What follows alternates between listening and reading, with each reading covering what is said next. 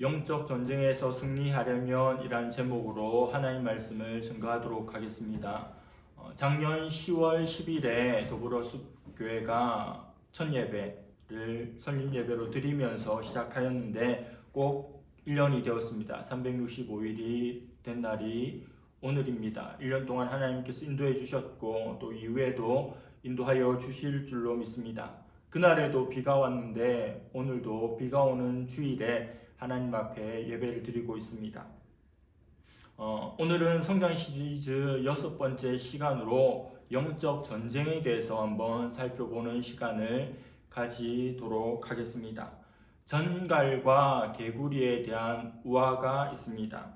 어느 날 전갈은 개울을 건너고자 하는데 자기는 건널 수가 없기에 개구리에게 자신을 개구리 등에 업고 개울을 건너가게 해달라고 부탁을 합니다. 개구리는 전갈이 두렵죠. 전갈이 자기를 찌를 것이 두려워서 그의 부탁을 거절합니다. 그럼에도 불구하고 전갈은 몇 번에 걸쳐서 결코 내가 너를 찌르는 일은 쏘는 일은 없을 거라고 하며 자신을 등에 업고 이 겨울을 좀 건너가 줄 것을 간청합니다. 개구리는 전갈이 하도 조르니까 그 말을 승낙을 하고 조심스럽게 전갈을 자기의 등에 올라타게 한 후에 겨울을 건너기 시작합니다. 그들이 겨울의 중간쯤에 왔을 때 전갈이 개구리를 찔렀습니다. 개구리는 소리 지르면서 아니 왜 나를 쏘는 거야? 나를 찔러서 내가 죽으면 너도 물에 떠내려가 죽는다는 것을 모른단 말이야. 그렇게 이야기합니다.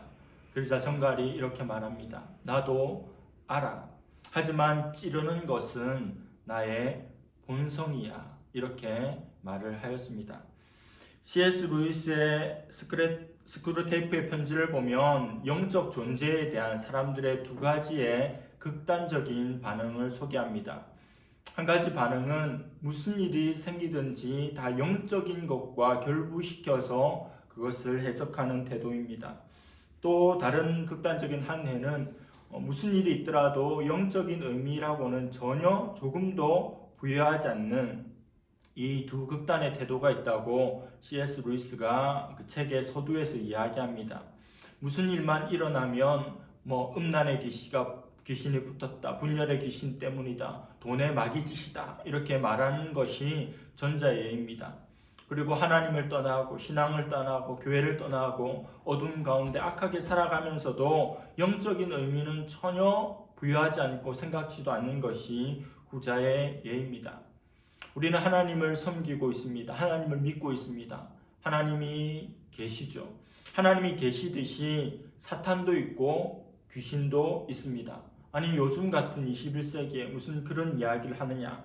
성경에 보면 하나님이 나오고 마귀도 나오고 귀신도 나오고 있음을 우리는 알게 됩니다. 우리는 성경을 하나님의 말씀으로 진리로 믿는 자이기에 성경이 나오는 것을 그대로 믿는 존재들입니다. 귀신은 타락한 천사들입니다. 귀신들은 하나님을 향해 반역하는 사탄에게 동참함으로 그 편에 속하게 되었고 사탄의 통제 아래에서 지금도 활동하고 있는 존재들이 귀신입니다. 그 사탄의 본성이 바로 파괴하는 겁니다. 전갈의 본성이 사람을 찌르는 것, 누군가를 찌르는 것, 쏘는 것이듯이 사탄의 본성은 파괴해버리는 겁니다. 신학자 제임스 패커는 이런 말을 하였습니다. 사탄에게는 건설적인 목적이란 조금도 없다. 그의 전술은 하나님의 뜻을 좌절시키고 사람들을 파괴하는 것만을 목적으로 한다. 이렇게 이야기하였습니다. 오늘 우리 본문을 통해서 귀신 들린 한 사람을 보게 됩니다. 그 사람을 보면서 마귀가 사탄이 귀신이 우리 인생을 얼마나 비참하게 만드는지를 얼마나 오랫동안 이 일을 해왔는지를 보게 되는 겁니다. 예수님께서 갈릴리의 남동쪽에 있는 이방인들의 지역인 거라사인이라고 하는 지역에 도착하자마자 귀신 들린 사람이 예수님께 달려옵니다. 본문 3절에서 5절까지에 보면 그 귀신 들린 사람의 모습을 보게 됩니다. 그는 집에 사는 것이 아니라 무덤 사이에 거주합니다. 그리고 이 사람을 결박하기 위해서 양손에는 쇠고랑을 채웠고 양발에도 고랑을 채웠는데 그 모든 결박을 다 끊어버릴 정도로 이 사람의 힘은 대단했습니다. 귀신이 그 몸속에 들어가서 귀신의 힘이 그토록 강력하게 그를 지배하고 있는 거죠. 그 사람의 모습을 보면서 하나님의 형상이야, 참 아름다운 사람의 모습이야 라고 생각하는 사람은 아무도 없습니다. 정상적인 사람이 아니죠. 파괴된 존재입니다. 하나님의 모습을 따라, 하나님의 형상을 따라 창조된 존재가 우리 인간이죠. 사람이 꽃보다 아름다운 존재입니다. 근데 귀신이 그 속에 들어가서 그를 파괴해버리고 그를 장악해버리면 정상적인 모습은 온데간데 없고 괴물 같은 존재가 되는 겁니다. 이 귀신 들린 사람을 통해 본래의 우리 인생들의 모습을 보게 됩니다. 죄 아래 매여 있는 인간들이 어찌할 수 없는 모습이 이런 모습이죠. 겉으로는 번지르하게 입고 또 교양 있게 또 배운 것대로 살아가는 것처럼 보이지만 하나님이 없는 인생이기에 그 속에는 하나님의 법, 하나님의 뜻, 하나님의 형상이라고는 조금도 남아있지 못하는 상태로 살아갑니다. 하나님을 떠난 인생이라면 누군가의 지배와 영향력을 받게 되는데 그것이 바로 어둠의 권세입니다. 사탄의 영향 아래서 종노릇합니다. 고통합니다. 신음합니다. 최근에 돈 스파이크라고 하는 유명한 사람이 오은영 박사의 TV에도 나오고 또 저녁마다 배고픈 시간에 스테이크도 팔고 작곡가로도 유명했고 그랬던 사람이 마약 투약 혐의로 체포됐죠. 극소량의 마약이 아니라 1000명이 투여할 수 있는 수리남이라고 하는 드라마가 요즘에 인기를 끌고 있지만 마약이 그렇게 많이 퍼지고 있습니다. 작곡가이고 한 가정의 가장이고 연예인이고 공인이었던 그가 그 마약의 유혹에 넘어가게 된 것, 그리고 그 힘의 영향력 아래 살아가게 된 것, 사람의 아름다운 본래의 모습에서 멀어져 가고 있는 모습들입니다. 오늘 성경에 나오는 이 귀신 들린 사람도 마찬가지죠. 귀신 들리기 전에는 집에 살았을 겁니다. 정상적인 생활을 했겠죠. 그러나 귀신 들리고 나서는 무덤에서 거하고 사람들을 위협하고 괴성을 지르고 자기 몸을 자해하는 그런 괴물로 살아가게 된 겁니다. 예수 그리스도 밖에 있는 우리의 모습, 하나님을 섬기지 못하는 우리의 모습, 말씀이 없는 인생의 모습을 영적인 렌즈를 통해 보게 되면 그와 크게 다를 것이 없을 겁니다. 군대 귀신은 영적인 존재답게 예수님이 이 마을에 오셨다는 것을 정확하게 알고 정말 귀신같이 알아봅니다. 그는 예수님과 제자들을 위협하고 무섭게 해 쫓아내기 위해서 막 달려왔습니다. 그러나 예수님 앞에 섰을 때 예수님의 그 놀라운 권세 앞에 굴복당하고 맙니다. 열심히 위협하기 위해 달려왔지만 예수님 앞에서 그 압도하는 권세에 무릎을 꿇고 절을 하며 부르짖습니다. 7절에 큰 소리로 부르짖어 이르되 지극히 높으신 하나님의 아들 예수여, 나와 당신이 무슨 상관이 있나이까? 원하건대 하나님 앞에 맹세하고 나를 괴롭히지 마옵소서 하니. 예수님을 알아본 군대 귀신은 예수님의 권세 앞에 두려웠답니다. 그들은 자신들의 이 땅에서의 일이 끝나게 될까봐 예수님께 간청하고 있습니다. 예수님이 이 땅에 오신 일은 많은 목적들이 있지만 마귀의 일을 멸하기 위해 이 땅에 오셨는데 예수님께 통사정을 합니다. 나와 당신이 무슨 상관이 있습니까? 이 말은 무슨 뜻이죠?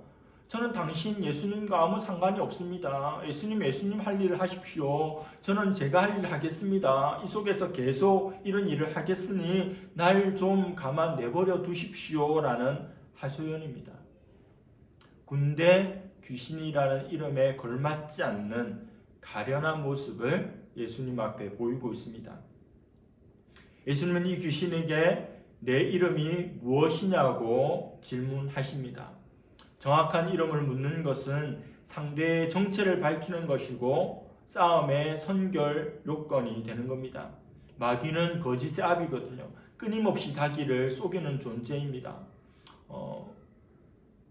무당에게 점을 보러 가면 무당이 온갖 이야기들 하잖아요. 과거의 일들도 맞추고 또 미래의 일들도 합니다.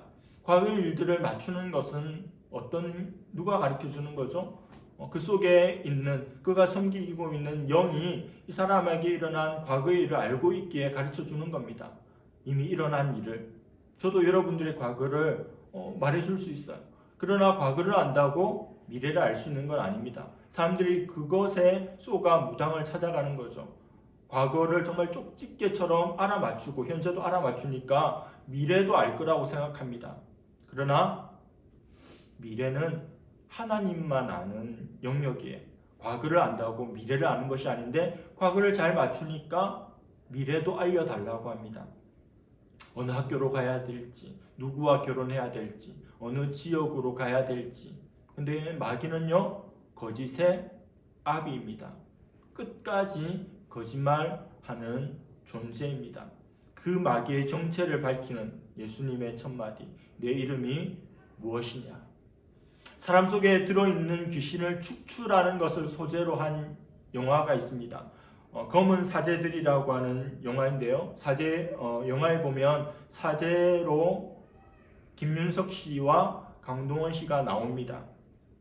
그리고 한 소녀에게 들어있는 귀신을 빼내는 축사라고 하는 귀신을 축출한 일을 하는데 그 악의 영의 이름을 물어봅니다. 내 이름이 무엇이냐? 넌 어디에서 왔느냐? 이걸 끊임없이 물어보자 귀신이 너무 괴로워서 끝까지 거짓말하고 끝까지 자기 정체를 밝히지 않다가 자기 정체를 말하고 이제 축출당하는 것이 영화의 내용입니다. 왜 그의 이름을 묻고 그가 어디에서 왔는지 그가 누구인지를 물어보는 거죠. 그 사람을, 그 존재를 특정해야 되기 때문에 그렇습니다. 그에게 영향력을 끼치고 대적해야 되고 축출하려면 그의 존재를 알아야 되는 거죠. 그 이름을 알면 그를 공략해 나갈 수 있는 겁니다. 한 예를 들어서 선생님이 야간 자율학습하고 있는 반에 들어왔는데 아이들이 막 떠들고 놀고 있어요. 야, 누가 떠들었어? 그런 이야기 아무리 해봐야 전체 학생들은 선생님이 무섭지 않습니다. 그럼 한 명을 꼭 찍어서 너 왜 떠들고 난리야? 너 왜 돌아다녀? 너 왜 공부 안 해? 이러면 위협감을 느낀다는 거죠.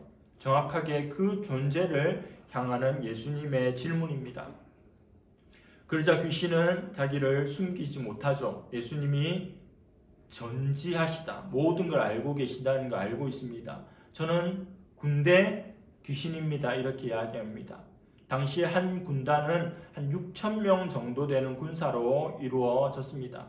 6천 귀신이 들어갔다기보다는 많은 귀신이 그 속에 들어갔다고 이해하면 되겠죠. 그가 결박을 쉽게 끊어버릴 수 있는 힘도 그에게 그냥 한두 마리의 귀신이 들어간 것이 아니라 군대 귀신이라는 막강한 영적 영향력을 끼칠 수 있는 존재가 들어갔다는 겁니다. 한두 귀신도 아니고 군대 귀신이니 얼마나 이 사람을 괴롭게 하고 피폐하게 만들었겠습니까? 그러나 중요한 건 뭐죠? 군대라 하더라도, 아니 군대라 하더라도 예수님 한 분 앞에서는 끽소리도 못한다는 사실입니다. 저는 예수님을 믿지 않는 가정에서 혼자 신앙생활을 중학교 때부터 했고 지금까지 신앙생활을 하고 또 목사가 되었는데 처음 예수님 믿고 몇 년 동안은 꿈을 꾸면 그렇게 귀신이 많이 나왔어요. 꿈에 귀신이 그렇게 나오면 교회에서 배운 대로 예수님의 이름으로 대적하고 찬송 부르면 꿈속이라 할지라도 귀신이 물러나는 경험들을 많이 했습니다. 몇 년 동안 그런 일들이 많이 있었는데 그 다음부터는 아예 그런 꿈을 꾸지 않아요. 꿈속에서조차라도 예수님의 이름의 권세와 능력으로 귀신을, 어둠의 권세를 무찌를 수 있고 대적할 수 있다는 겁니다.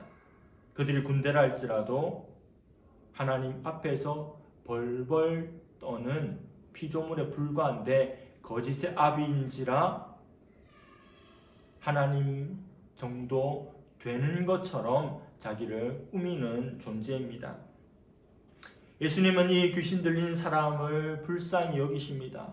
그리고 그에게서 귀신을 축출해 주십니다. 귀신이 이제 갈 데를 잃어버렸죠. 검은 사제들에도 보면 귀신이 나오면 그를 가두기 위해서 작은 돼지 한 마리를 준비하는데 성경에 나와 있는 이 말씀이 모티브가 된 것 같습니다. 귀신이 나와서 근처에 있는 돼지 떼에게로 자기를 보내달라고 하죠.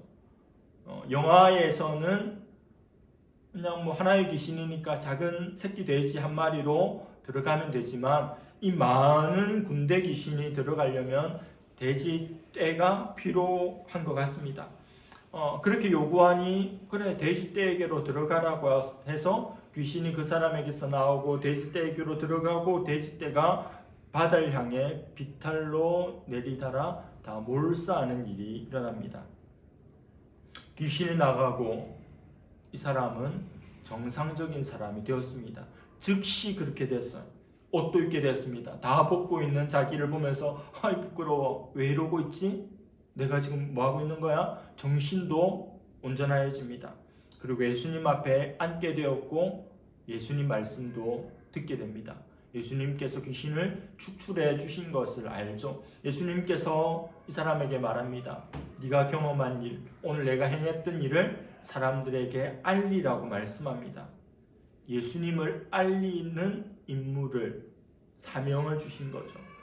그는 예수님을 통해서 참된 자유를, 기쁨을 회복하게 되었습니다. 그리고 평생 무엇 하면서 살아야 될지도 발견하게 되었죠. 예수님을 전하는 삶, 어디를 가서든지 귀신 들렸던 자기를 구원해 주신 예수님을 전하는 삶을 살게 된 것입니다. 러시아가 우크라이나를 침공한 지도 수개월이 지났습니다. 처음 전쟁 났을 때만 해도 금방 끝날 것이다 생각하였는데 한 달이 되고 두 달이 되고 세 달이 되고 사람들 뇌리에서 잊혀져 가고 있습니다.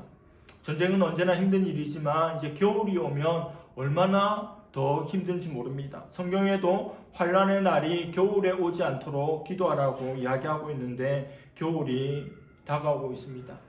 먼 나라의 일이라 그냥 물가가 오른 것 정도, 많이 오르는 것 정도가 우리에게 끼치는 영향이라 생각해서 크게 와닿지 않지만 이 일이 나의 일이라, 우리의 일이라 여겨보면 상황이 마음이 많이 달라집니다.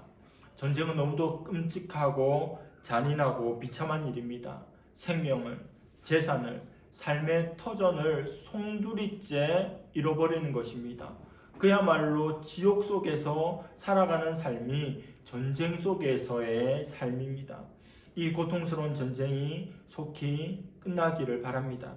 그런데 눈에 보이진 않지만 모든 사람은 이 전쟁을 치르며 살아갑니다. 바로 영적 전쟁입니다. 특별히 예수님을 믿고 난 후에 성도를 대항하는 영적 세력이 있다는 것을, 그리고 그들과의 전쟁이 이 땅을 살아가는 동안에는 끝나지 않게 되리라는 것을 더더욱 알게 됩니다. 베드로전서 5장 8절과 9절은 그들에 대해서 이렇게 말씀합니다. 근신하라 깨어라, 너희 대적 마귀가 우는 사자같이 두루 다니며 삼킬 자를 찾나니 너희는 믿음을 굳건하게 하여 그를 대적하라. 이는 세상에 있는 너희 형제들도 동일한 고난을 당하는 줄을 알미라. 여러분, 사자 보았죠? 사자는 무서운 존재입니다. 그런데 우는 사자는 얼마나 더 무서울까요? 사자가 언제 울까요? 배고플 때 우는 겁니다. 슬퍼서 우는 게 아니라 배고플 때, 너무 허기질 때 이를 갈면서 눈물을 흘리죠. 마귀가요, 우리의 대적 마귀가요, 우는 사자처럼, 배고픈 굶주린 사자처럼 울면서 삼킬 자를 찾아 두루두루 돌아다닌다고 말합니다. TV에 보면 동물의 세계 같은 거 보면 맹수들이 영양이나 노루나 사슴이나 사냥할 때 누구를 주로 공격합니까? 무리에서 이탈해 있는 존재들, 혹은 가장 연약한 나이가 많은 짐승이나 어린 짐승을 공격하죠. 쉽게 장악할 수 있기 때문입니다. 우리의 대적인 마귀가 우는 사자처럼 그렇게 온 땅을 두루두루 다니면서 삼킬 자를 찾고 있습니다. 정신이 번쩍 드는 말씀이죠. 그 대적 마귀에 대한 우리의 자세는 어떠해야 합니까? 믿음을 굳건하게 하여 그를 대적하라 이렇게 말씀합니다. 공원을 돌거나 길거리에서 목줄을 하고 있는 강아지들을 보죠. 대개는 작은 강아지들이지만 제법 큰 개들도 있습니다. 또 5대 맹견들도 때로는 보이기도 하죠. 그들은 반드시 입마개를 하고 나와야 됩니다. 근데 가끔 TV를 보면 목줄을 풀고 어린아이들을 공격하고 노인을 공격하고 또 작은 강아지를 공격하는 그런 개들에 대한 뉴스를 보게 되죠. 목줄이 풀려나서 막 우리를 향해서 무섭게 짖고 있는 개와 맞닥뜨릴 때 우리는 어떻게 해야 될까요? 저라도 무서울 것 같아요. 그런데 무섭다고 등을 보이고 도망간다. 게임 끝입니다.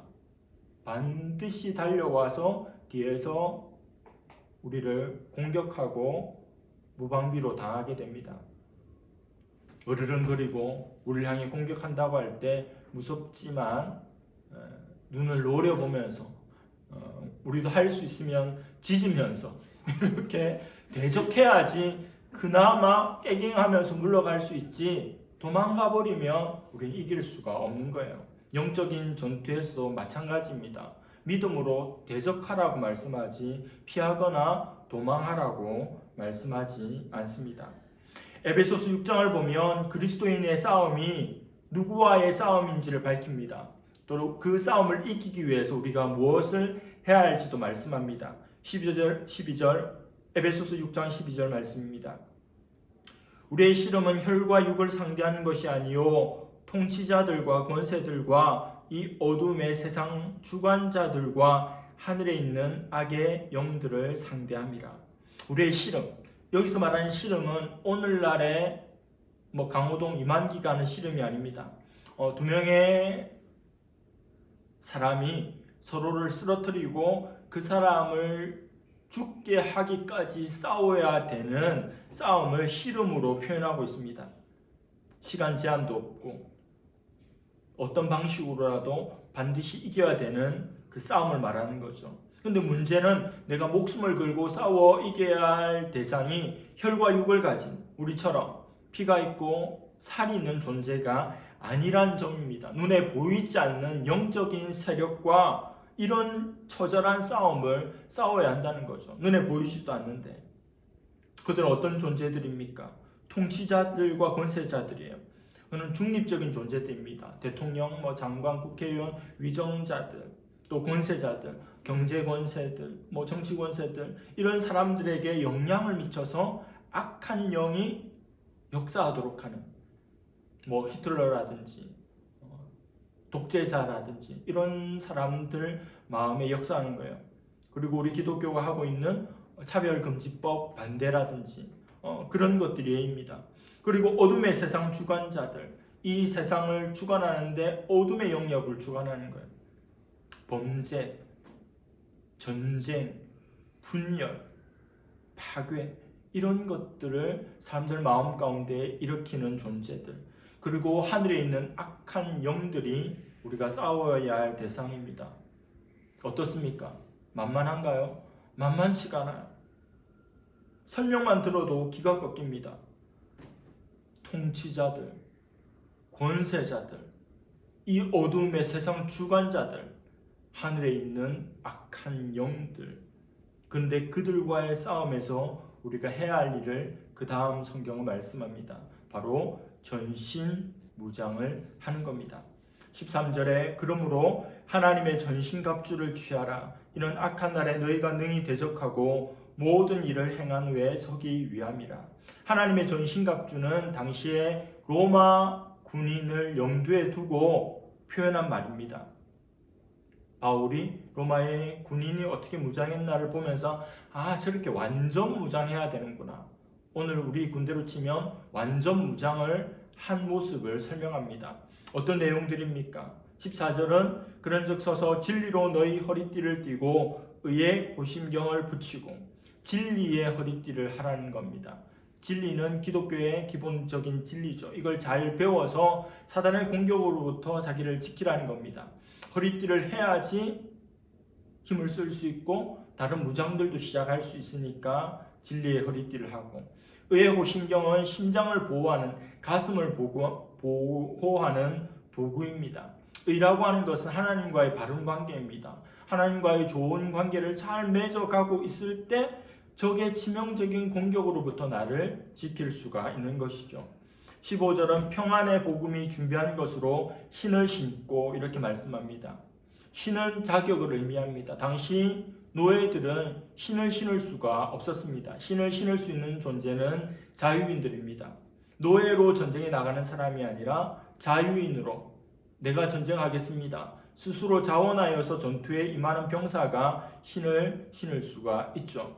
나를 공격하는 상대에게, 나를 비난하는 상대에게, 나를 조롱하는 상대에게 화내지 않고 그를 긍휼히 여기며 복음을 전할 수 있도록 평안의 복음이 준비한 신을 신어야 합니다. 16절 모든 것 위에 믿음의 방패를 가지고 이로써 능히 악한 자의 모든 불화살을 소멸하고, 불화살은 모든 거짓과 신자를 향한 적극적인 공격을 의미합니다. 그냥 화살은 그 사람을 상하게 하는 거지만 불화살은 맞는 순간 그 주위를 다 불태워버립니다. 옷이나 다른 장막에 붙는다면 모든 것을 다 태워버리고 마는 거죠. 근데 어떤 방패를 들라고 합니까? 믿음의 방패입니다. 이 전쟁은, 이 영적 전쟁은 하나님께서 반드시 승리케 해 주실 것을 믿는 방패를 딱 들고 그 모든 불화살들을 막아내는 겁니다. 마지막 17절 구원의 투구와 성령의 검 곧 하나님의 말씀을 가지라. 투구가 중요한 이유는 쇠뭉치 같은 것으로 머리를 타격하면 치명상을 입게 됩니다. 목숨을 쉽게 잃을 수 있죠. 나를 하나님께서 구원하셨다라고 하는 구원의 확신의 투구를 쓰고 있어야 어떤 이단이 유혹해도 미혹해도 나를 꼬셔도 넘어가지 않게 됩니다. 중요한 것을 지키죠. 그리고 마지막으로 유일한 공격 무기가 있는데 성령의 검, 곧 하나님의 말씀입니다. 우리가 신앙생활을 하면서 가장 중요하게 여기는 것이 하나님의 말씀이죠. 예배를 통해서 하나님 말씀을 듣고 또 오늘날 유튜브를 통해서 수많은 목사님들의 설교를 듣고 또 할 수 있으면 성경 공부도 하고 또 통독도 하고 큐티도 하고 묵상도 하면서 하나님 말씀을 많이 배우려고 합니다. 많이 가지려고 하죠. 왜요? 영적 전쟁에서 이길 수 있는 유일한 공격 무기가 바로 성령의 검 하나님의 말씀입니다. 축구를 포함한 스포츠 경기에서 수비를 잘하면 지지 않습니다. 한 점도 내주지 않는다면. 그러나 공격을 해서 점수를 얻지 않으면 승리할 수 없어요. 영적 전쟁에서 우리가 무승부하는 것이 목표가 아닙니다. 이기는 것이 목표죠. 방어의 장비들로 우리는 다 방어하고 공격 장비로 저걸 벨 수 있어야 합니다. 예수님께서 사역 초창기에 40일 동안 광야에서 금식하실 때 마귀의 시험을 받으셨어요. 그때 예수님께서 단 3마디로 물리치셨는데 그게 다 신명기 하나님의 말씀으로 사탄의 유혹과 공격을 물리친 겁니다. 우리도 일상에서 일어나고 있는 수많은 일들을 해석해내고 하나님 뜻대로 살아내기 위해서는 하나님의 말씀을 알아야 적용할 수 있고 암송하고 있어야 즉각적으로 쓸 수가 있다는 겁니다. 이 말씀이 영적 전쟁에서 승리를 가져옵니다. 말씀을 마무리하고자 합니다. 전신갑주에는 뭐가 없습니까? 무엇이 없습니까? 나의 뒤를 보호해주는 장비가 없습니다. 아까 개하고 똑같아요. 마귀하고 똑같습니다. 우리가 뒤로 돌아 도망가면 마귀로부터 우리를 지킬 수 있는 것은 아무것도 없습니다. 뒤돌아 도망갈 때 개에 쫓기는 것과 같이 어려움에 처할 수 있기에 영적 전쟁에서는 전진만이 있을 뿐입니다. 전진이, 공격이 최고의 방어가 되는 거죠. 남한과 북한은 현재 휴전 중입니다. 종전 선언을 하려는 움직임들이 있는데 지금 현재 휴전, 전쟁을 쉬고 있습니다. 화산 중에도 휴화산이라고 하는 게 있죠. 완전히 소멸한 것이 아니라 쉬고 있는, 분출을 쉬고 있는, 폭발을 쉬고 있는 화산입니다. 언제든 전쟁이 다시 일어날 수 있고 언제든 화산이 폭발할 수 있습니다. 영적 전쟁에서 우리가 한두 번 승리할 수 있습니다. 유혹을 물리칠 수 있고 어려움을 막아낼 수 있습니다. 그러나 마귀는 물러났다가 다시 기회를 노리고 쳐들어온다는 사실을 잊어서는 안 됩니다. 우리가 이 땅을 살아가는 동안 이 전쟁은 끝나지 않습니다. 우리는 전장에 산다는 사실을 잊지 말아야 합니다. 나의 힘으로는 보이지 않는 적들을 이길 수 없음을 알고 하나님의 도움을 구하고 언제나 하나님으로 넉넉히 승리하는 우리가 되기를 간절히 바랍니다. 기도하겠습니다. 하나님 아버지, 영적 전쟁에서 승리하기 위한 하나님의 전신갑주에 대한 말씀을 들었습니다. 악한 사탄이 또 악한 귀신들이 우리 사람에게서 하나님의 형상을 파괴하고 또 하나님의 목적들을 이룰 수 없도록 하는 수많은 일들이 일어나고 있습니다. 하나님, 영적 전쟁 가운데 그 한복판에 살아가고 있는 우리의 현 주소를 알게 하여 주시고 여러 가지 방어의 무기들을 갖추며 또 공격 무기인 성령의 검 하나님의 말씀을 갖추고 또 예리하게 갈고 이 땅을 살아가는 동안 언제나 영적 전쟁 가운데 승리할 수 있는 우리가 되기를 원합니다. 하나님, 우리의 힘으로는 할 수 없습니다. 우리와 차원이 다르고 존재가 다르고 능력이 다른 존재입니다. 이 세상의 통치자들, 권세자들, 어둠의 세상 주관자들, 하나님의 하늘에 있는 악한 영들과의 싸움이기에 우리를 도우시며 우리를 굽어 살피시며 우리와 함께 하심으로 승리케 하여 주시옵소서. 이번 한 주간 동안도 주와 함께 승리하는 우리 모두가 되게 하여 주실 줄로 믿사오며 감사드리며 예수님의 이름으로 기도드립니다. 아멘.